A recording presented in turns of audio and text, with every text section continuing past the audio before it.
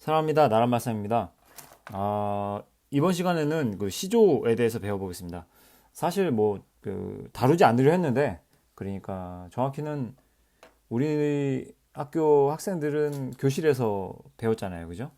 직접적으로 선생님한테 강의를 듣고 그다음 배웠는데, 사실 요거를 하지 않았던 이유는 역시 또 활동지 때문에 아이들이 직접 스스로 이 그 두꺼비 파리를 물고, 원래는 두터비 파리를 물고라는 시조인데 그 좀 현대어로 좀 바꿨기 때문에 두꺼비입니다. 그래서 어쨌든 이거를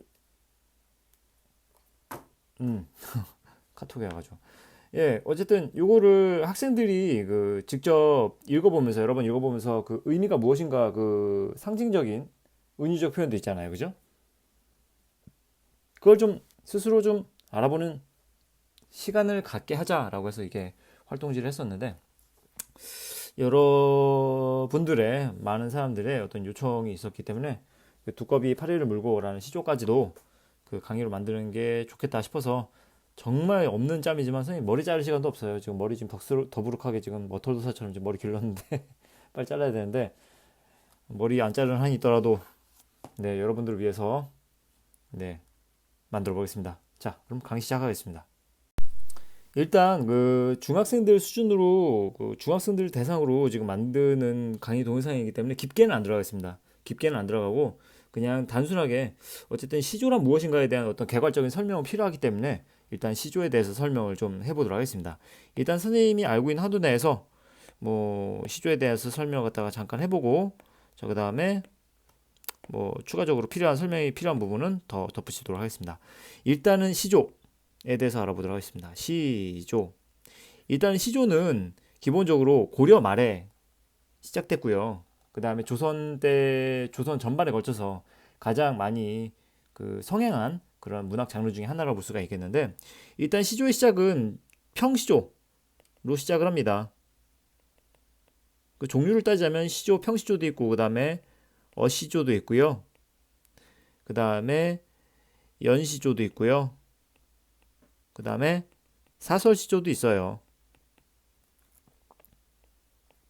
이렇게 되어 있는데, 평시조는 3장, 6구, 사음보로 선생님은 외우고 있어요.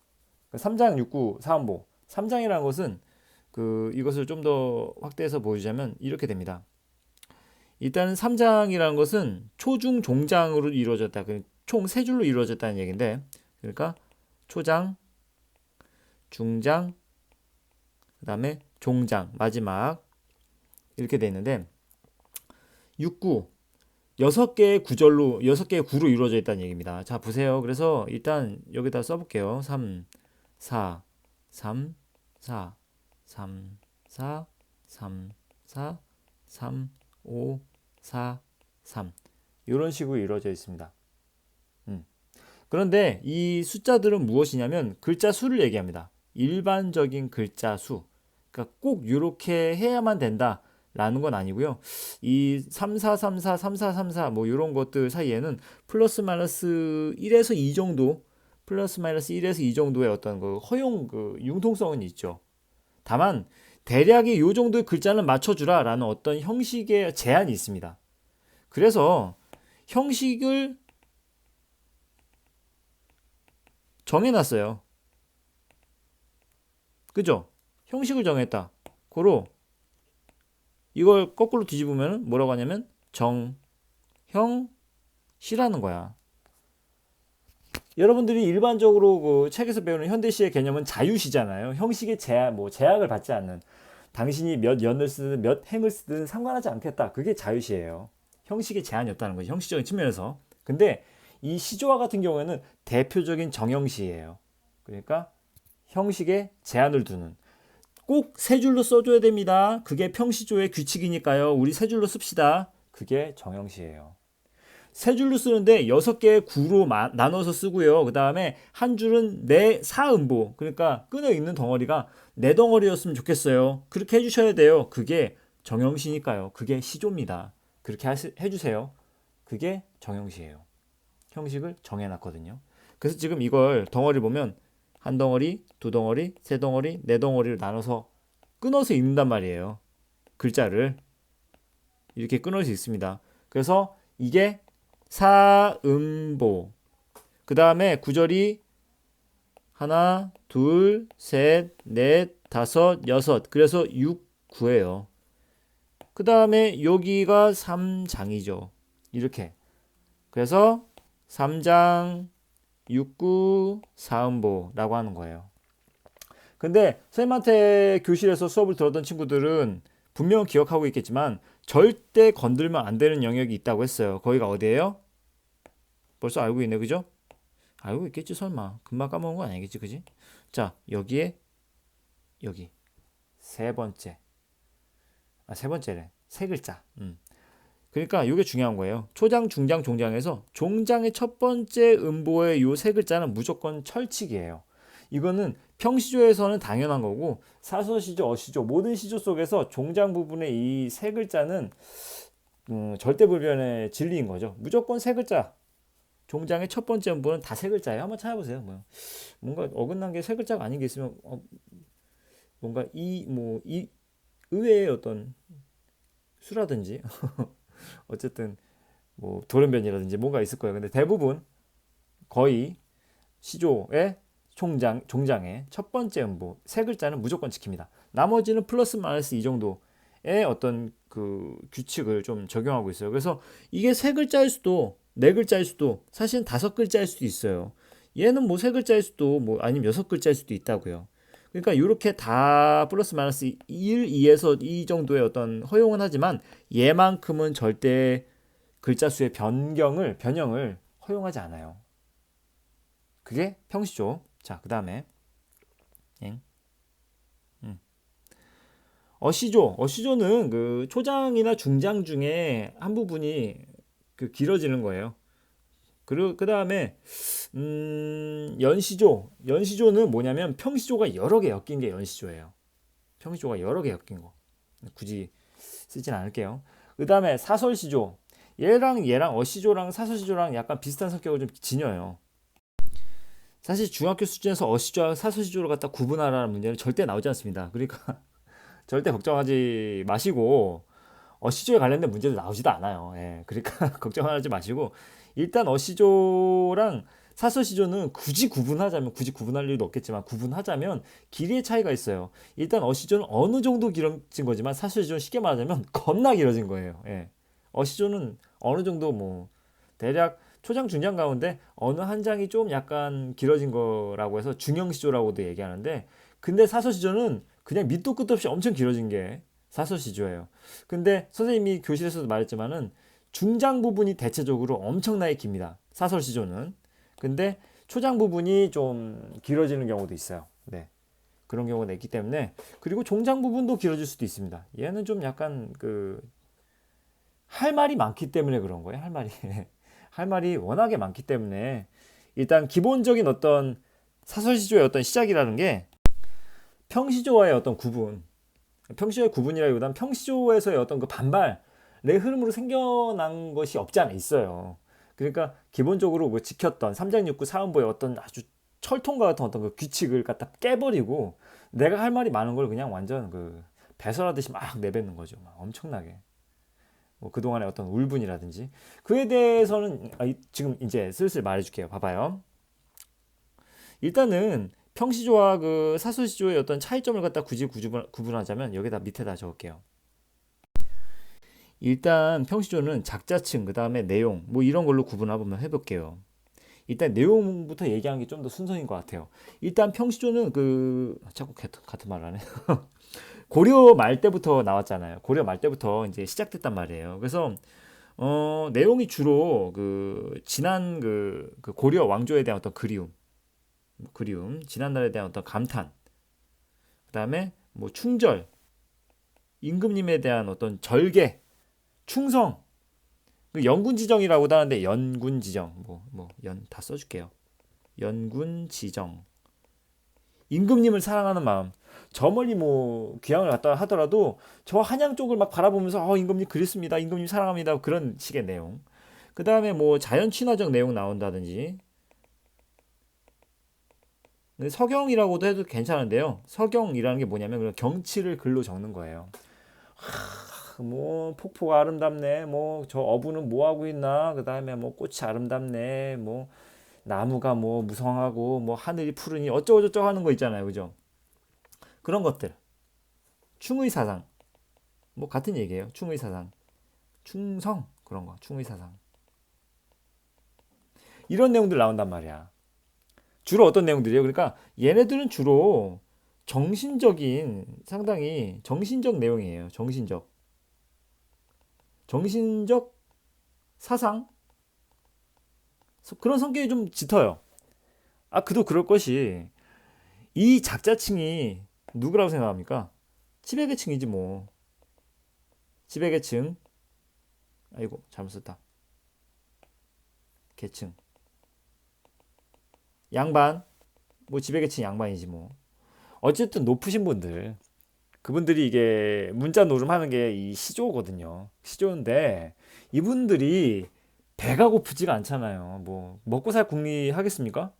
그런 거 없이 항상 마음의 수양, 막 유교 정신에 입각해서 막 임금님을 사랑해야 되고 막 나라에 충성해야 되고 막 자연과 뭐 나와의 마음이 어떻네 저떻네 그런 식의 얘기를 하는 게 가장 주된 내용이죠. 관심사지. 하지만 사설시조가 이제 시작되면서 어떻게 되냐면 말이 길어진다. 큰일 났다. 그래도 이건 알아야 되는데 이게 음, 여기서는 평시조에서는 그 자연에 대해서 여기다 써줄게요. 자 이렇게 자연에 대해 자신의 정치적 이념이라든지 뭐 인생관 이런 걸 갖다가 투영시킨단 말이야. 그러니까 자연을 보고 막 내 정신이 어떠네, 내 인생관이 어떠네 그런 식의 얘기를 한단 말이죠. 그렇게 해요. 근데 이 사설시조가 되는 시기가 사설시조가 만들어지는 시기가 나타난 건 17세기쯤에 시작됐다고 하는데 18세기 때 성행했다고 하거든요. 이것도 써줄까요? 뭐 몇 세기에 시작했냐, 몇 세기에 성행했냐 그런 식의 문제까지는 안 냅니다. 그러니까 걱정 마시고 어쨌든 알아둬야 될 배경 지식으로서 그래야지 설명이 되니까 시기를 말해줬는데 이 시기를 말해준 이 이유가 뭐냐면 임진왜란과 병자호란을 겪었을 때가 언제냐면 언제예요? 16세기. 그 다음에 17세기. 그때 병자호란하고 그 다음에 임진왜란이 닥쳤단 말이지. 이런 어떤 사건들로 인해서 서민들이 일반 백성들이 어떤 생각을 가지게 되었습니까? 뭔가 배신감을 느꼈지. 배신감. 그 다음에 지배계층의 무능. 이런 것을 보고 나서 어떤 식의 사고로 발전되냐면 비판에 대한 아니면 저항에 대한 생각이 생겼다는 거죠. 다시 좀 더 깊게 들어가면 다시 자 봐봐요. 차분하게 적어줄게요. 성급하지 않고 자 16세기와 그 다음에 17세기에 걸쳐서 임진왜란과 그 다음에 병자호란을 겪었단 말이죠. 자, 그 다음에 그 이런 모습을 보면서 이런 경험을 하면서 조선왕조 정치 체제에 대한 모순 그 다음에 허점을 목격을 하게 되겠지. 심지어 선조는 임진왜란 때 백성 버리고 도망갔는데요. 백성들은 믿고 기다렸단 말이지. 근데 도망갔어. 얼마나 배신감이 크겠어요. 그런 여러 가지 모순과 허점을 보기 시작합니다. 그러면서 무엇이 성장하기 시작하냐면 서민 의식이 성장합니다. 조선적에는 상대적으로 조선 후기와는 비교하자면 상대적으로 그저 뭐 시키는 대로 하라면 하는 그저 정말 하늘 우러러 보듯이 지배계층에 대한 어떤 절대 복종을 좀 과장하자면 그런 백성들이었어. 착한 백성들이었지. 근데 이제 요런 정말 어마어마한 일들을 겪게 되니까 사실 우리들은 역사 시간에 그냥 이렇게 말로써 그다음에 뭐 정제된 드라마라든지 영화로서 이렇게 보게 되지만은 실제 참상은 상상을 해보세요.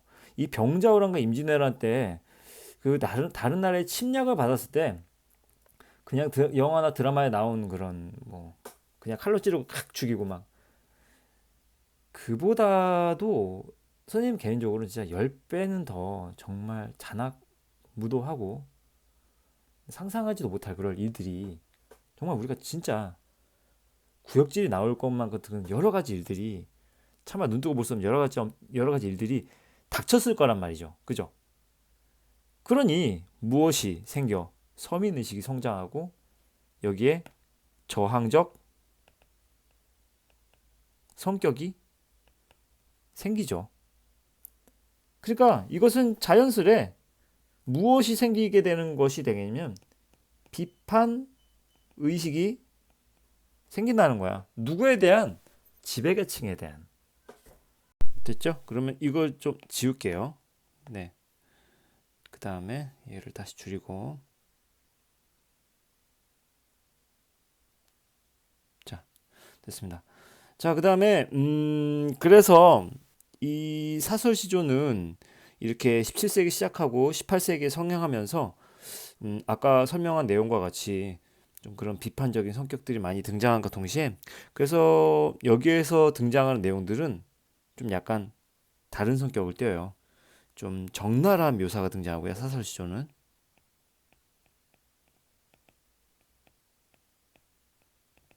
그 다음에, 애정, 그 다음에 뭐 수탈,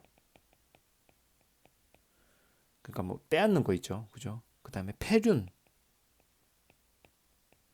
그 다음에 육감적인 거.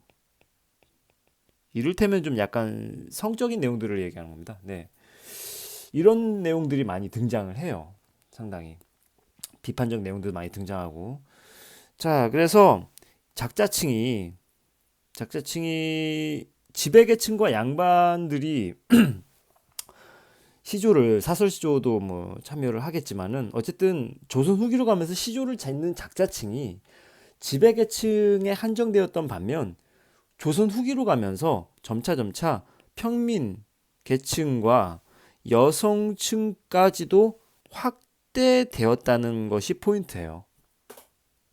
평민과 여성들만 지었다 그게 아니라 기존에 있던 작자층에서 좀 더 확대되었다는 거죠. 평민들도 쓰기 시작했고 여성들도 쓰기 시작했어요.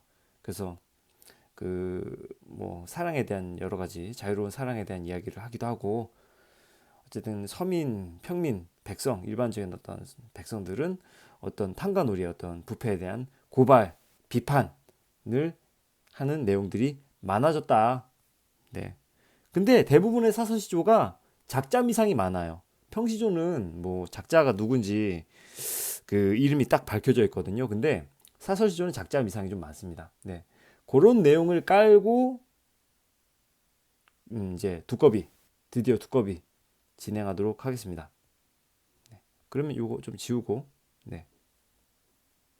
그다음에 어디 갔더라? 네. 여기 있다. 찾았습니다. 자, 한 줄 한 줄 보도록 하죠. 먼저 이 시조는 그 그림을 좀 잘 눈여겨볼 필요가 있어요. 일단 여기에 있는 요게 바로 두엄이라는 겁니다. 여러 가지 어떤 가축의 어떤 배설물 따위를 뭐 썩힌 것들이거든요. 그러니까 일종의 그 영양분이 되어주는 땅에 막 뿌리면 영양분이 되어주는 그 곡식들, 곡물들이 잘 자라게끔 만들어주는 어떤 거름이기 때문에 이거를 두엄이라고 하는데 이 두엄은 어찌됐든지 간에 더러운 것들입니다. 그죠? 그 오물들을 모아둔 것이기 때문에 그걸 썩힌 거거든요. 더러운 것이죠, 더러운 것. 이 더러운 속성의 것 위에 두꺼비가 주저앉아 있다는 것은 상당히 이게 풍자적인 겁니다. 풍자적인 내용이 있는 거죠. 여기에 파리가 있고 두꺼비가 있죠. 그림이 있는 덕분에 딱히 선생님이 그림 안 그려도 되겠네요. 백송골이 있죠. 자, 그러면 첫 번째 줄부터 보겠습니다. 두꺼비 파리를 물고 두어미에 치달아 앉아라고 했는데 뭐 정답이라기보다 정답이랄 것도 없죠. 사실 선생님은 뭐 문학에서는 정답은 없다고 생각하는데 많이들 해석하는 그 내용이 그러니까 이 두꺼비는 바로 무엇을 상징하느냐 좀 더 확대시키고 얘가 바로 무엇이냐면 탐관오리. 탐관오리가 뭔지 알죠? 좀 그 나라의 녹을 먹고 사는 어떤 그 지배 계층의 부류 중에 하나인데 어쨌든 관직을 갖고 있는 사람들인데 근데 일반적으로 부정부패를 일삼는 그다음에 여러 가지 높은 사람한테는 아첨하고 그 자기보다 낮은 사람에게는 수탈 막 빼앗고 부정을 저지르는 그런 사람들을 탐관오리라고 합니다. 그래서 탐관오리를 하고 중간 권력층이라고도 합니다. 아니면 지방 관리. 그 다음에 이 파리가 무엇이냐? 정말 백성들 중에서도 힘이 없는 백성이죠. 그러니까 두꺼비에게는 파리가 아주 재미있는, 맛있는 먹잇감인 거죠. 지방 관리가 힘없는 백성을 물고 괴롭히면서 두엄 위에 치달아 앉아. 이 두엄이 똥덩어리인데 이 똥덩어리 위에 앉았다는 것은 참 이걸 재물로 치자면 재물 또는 권력으로 치자면 이 똥덩어리가 상징하는 더러운 것이잖아요. 때문에 깨끗하게 혹은 청렴하게 자신의 능력으로 쌓아 올린 권력과 재물일 리는 절대 없죠. 똥덩어리니까요. 그죠? 그러니까 여기다가 앞에다가 부정부패로 쌓은 재물과 권력이라고 보면 되겠죠. 그 위에 치달아 위쪽으로 달리다라고 좌측에 써 있죠. 그러니까 위에 털썩 앉아 건너산을 바라보니 백송골이 떠 있거늘 이라고 했어요. 백송골이 떠 있으니 어쨌든 두꺼비에게 있어서는 상당히 겁이 나는 존재인 거죠. 겁을 먹을 수밖에 없는 존재. 백송골이 등장했습니다. 필기하기가 좀 그러네요. 좀 이렇게 다 보이려 하니까. 자, 백송골은 그러니까 더 힘 있는 권력자라고 써 있어요. 더 힘 있는 권력자, 중앙관리, 외세, 뭐 이렇게 돼 있잖아요. 지금 여기서 이렇게 볼 수 있어요. 지금 여기 앞에서 봤듯이 지금 이 두꺼비를 지방관리로 본다면 이보다도 더 높은 이 지방관리를 견제할 수 있는 세력은 중앙관리죠. 그죠? 지방자치를 생각하면 돼요. 지방자치. 그러니까 각 지방마다 어떤 왕이 임명을 한 거죠. 너 저기 가서 저 마을을 다스려라. 저 관리 좀 해봐. 라고 보내는데 지방자치라는 게 문제점이 그 지방자치 그 지방 쪽에 보낸 그 관리가 상당히 청렴하고 마을 사람들을 잘 포용하고 법 집행을 잘한다면 참 좋겠지만 그렇지 않으면 진짜 문제거든요. 지방자치로 인해서 중앙에 있는 궁궐에 있는 임금님이 그걸 다 볼 수가 없단 말이죠. 그 사람한테 맡겨놓은 거잖아. 그러니까 지방에 있는 그 백성들에게는 상당히 곤혹스러운 건데 그 곤혹스러운 상황일 거예요. 그러니까 그 지방에 있는 백성, 즉 파리가 엄청나게 두꺼비한테 괴롭힘을 당하는 상황인 거죠. 근데 중앙 관리가 어떻게 딱 있는 거야. 그러니까 두꺼비는 가슴이 끔찍한 거죠. 이렇게 볼 수 있는 거예요. 아니면 외세로도 볼 수 있어요. 외세. 그러니까 우리나라는 기본적으로 명나라, 그죠? 명나라를 갖다가 거의 그 임금님으로 모신 군신관계 사대주의라고 하죠. 큰 나라를 섬기는 그런 나라였잖아요. 그래서 그 우리나라가 되게 무서워하고 혹은 좀 약간 간섭을 받았던 그런 나라가 중국이었기 때문에 그 외세를 명나라쯤으로 볼 수가 있을 겁니다. 그렇게 볼 수도 있어요. 예. 네. 아니면은 이거는 거꾸로 계실 수업하다가 학생의 내용이 아이디어가 나왔었는데 이것도 맞는 말이에요. 이것도 많이들 해석을 하는데 뭐 암행어사라는 말도 나와요. 암행어사. 일 수도 있지 않느냐? 아니면 뭐 왕. 네, 이것도 맞아요. 다 맞는 얘기라고 봅니다. 그런데 중요한 건 그 학교 선생님께서 뭐 백송고를 갖다가 뭐라고 규정 지으셨는지를 갖다가 잘 살펴봐야 돼요. 그냥 혹시 다른 학교 학생들의 경우 막 백송고를 막 보고 나란말 선생님께서 그냥 뭐 권력자, 암행어사, 왕, 뭐 중앙관리 요새 다 된다고 말씀하셨는데요. 다 민정해 주세요. 이러면 절대 안 됩니다. 그러면 안 돼요. 어쨌든 학교 선생님의 말씀이 가장 중요한 겁니다. 네. 어쨌든 이렇게 해석은 가능합니다. 네. 그런데 되게 중요한 문제인 건데 이것도 교실에서 수업하다가 학생들과 논의했던 문제인 건데 이건 되게 뿌듯한 경험이었어요. 뭐냐면 자, 지금 이 두꺼비는 부정적 대상으로 해석이 가능합니다. 그럼 백송골도 부정적 대상으로 볼 수 있지 않을까 하는 의문점이 생겨요. 생각을 해보세요. 왜 백송골은 부정적 의미를 해석할 수가 없을까? 백송골도 두꺼비를 갖다가 막 위협하는 존재잖아요. 두꺼비는 파리를 위협하는 존재이기 때문에 두꺼비를 지금 탄간놀이, 그다음에 뭐 중앙 권력층, 지방 관리, 요 앞에는 분명 그 부정을 저지르는 중앙 권력층, 부정을 저지르는 지방 관리라고 분명 해야 되겠죠. 그냥 중앙 권력층, 지방 관리라고 하면 이거는 분명 문제가 있습니다. 부정적인 요소가 분명 들어가야 돼요. 부정부패를 저지르는 중앙 권력층, 부정부패를 저지르는 지방 관리. 두꺼비는 확실히 부정적 대상으로 해석할 수가 있는 여지가 분명히 있습니다. 왜냐하면 파리를 괴롭히거든요. 백송굴은 근데 왜 안 돼? 왜 안 되죠? 잠깐 멈춰놓고 한번 생각을 해보세요. 왜 백송굴은 부정적인 의미를 해석하면 될까 안 될까에 대한 고민을 한번 생각해보세요.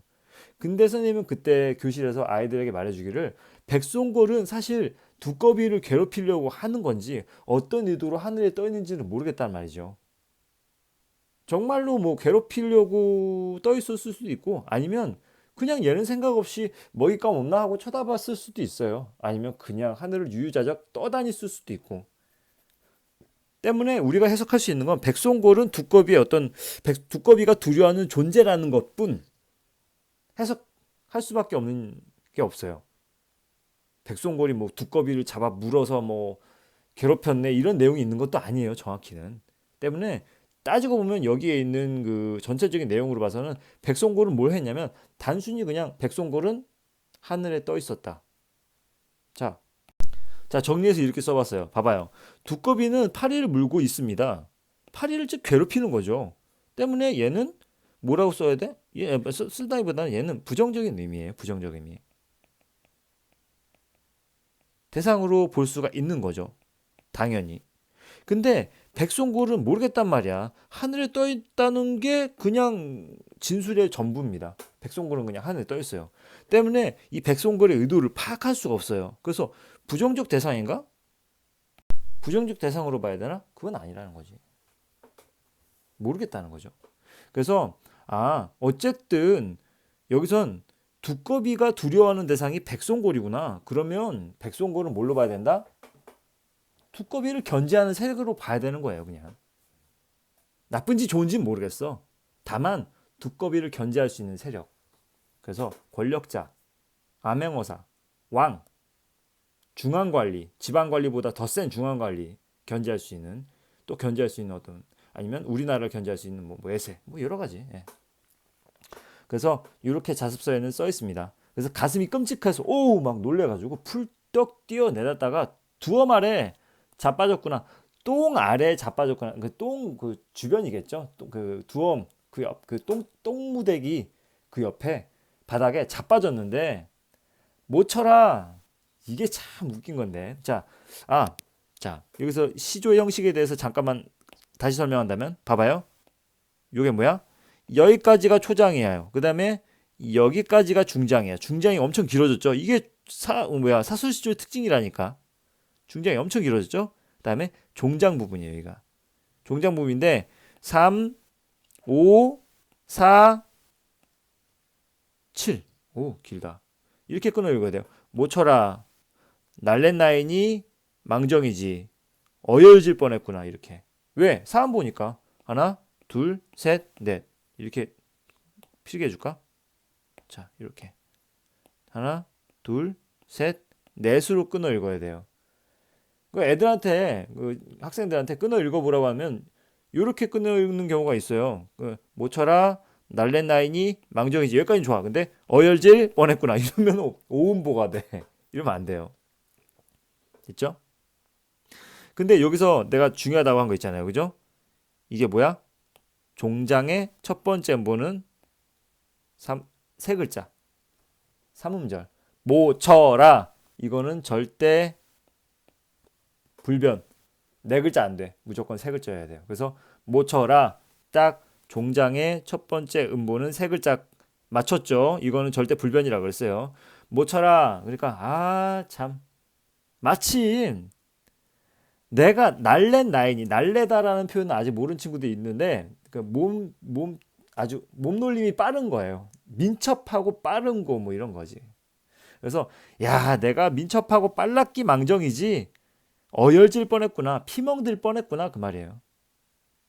자 그러면 우리식으로 더 진짜 허세 가득하게 한번 얘기한다면 백송구에다 어우 놀래라 불떡 뛰어내렸다가 넘어져서 그다 이제 탁 일어서면 아무렇지 않은 척 마침 나였기 망정이지 진짜 나 아니었으면 진짜 어쩔 뻔해서 내가 낙법을 배웠기 망정이지 진짜 다른 사람이었으면 피멍들 뻔했다고 라고 얘기하는 게 두꺼비의 말입니다. 그죠? 그래서 이 부분을 갖다가 이렇게 꺾기 표시하고 좀 더 굵게 할게요. 이 부분을 이렇게 꺾기 표시한 다음에 여기를 뭐라고 하냐면 허장성세라고 합니다. 자화 자찬. 너무 시간 너무 길어진다. 의태도. 있죠?